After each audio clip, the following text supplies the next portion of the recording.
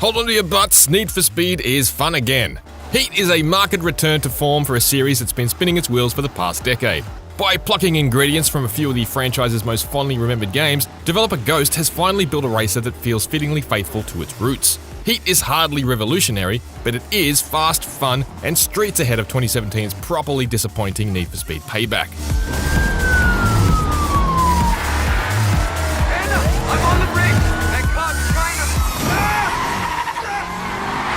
It's a back-to-basics approach with some modern modifications, and it works. Look closely, and you can see the classic underground tone and the hectic cop chases of the original much-revered Most Wanted, along with some welcome tweaks inspired by its contemporaries. Palm City is Heat's new playground, and the neon-drenched, Miami-inspired map is a great fit for the classic Need for Speed motif. The city itself is the big highlight here, especially compared to the bland countryside surrounding it, but there are a few other cool spots that reward exploration. It's obviously only a sliver of the size of something as wildly ambitious as The Crew 2, but it's far denser and more interesting than Payback. And, crucially, there are far fewer momentum killers. Even stone walls and trees crumble rather than bring you to a dead stop, and that helped keep my pace high and my pulse higher. Heat's interesting hook is that there are basically two distinct experiences to be gleaned here, and switching between them is done manually. Daytime Palm City is defined by regular, sanctioned street racing on marked courses for cash payouts. It's decent, but relatively plain looking when you slow down enough to spot details. Night, on the other hand, is all about illegal racing and running from the fuzz to build up rep points. It looks amazing, especially in the rain, and races are more exciting thanks to dodging traffic and aggressive cops. I like the power it gives me to chase whatever I need at the time. Both are needed to progress through Heat's story though, which still plays out like an off-brand Fast and Furious. But at least the writing's a lot more restrained than the regularly cringe-worthy Payback. I don't like waiting. And I don't like watching you eat. Cop chases aren't restricted to preset time trial routes like in Payback, but they are a fair bit tougher. There's now a damage meter for your car, so while you can fight back a little and earn instant repairs from gas stations up to 3 times a night, if you pull too much rough stuff, you'll wreck and be arrested. I don't mind that chases are biased towards the cops, but I do hate that the AI cheats by suddenly spawning in cops in close proximity out of nowhere, and the busted timer is absolute baloney. I can't see a need for a time limit if your car can only take a finite level of damage anyway.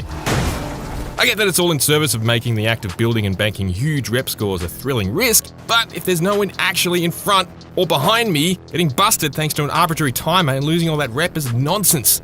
I haven't tossed my controller through the TV yet, but I've been closer than I'm comfortable with. That's an OLED, man! Got these ready to go. They're not top of the line, but they're good.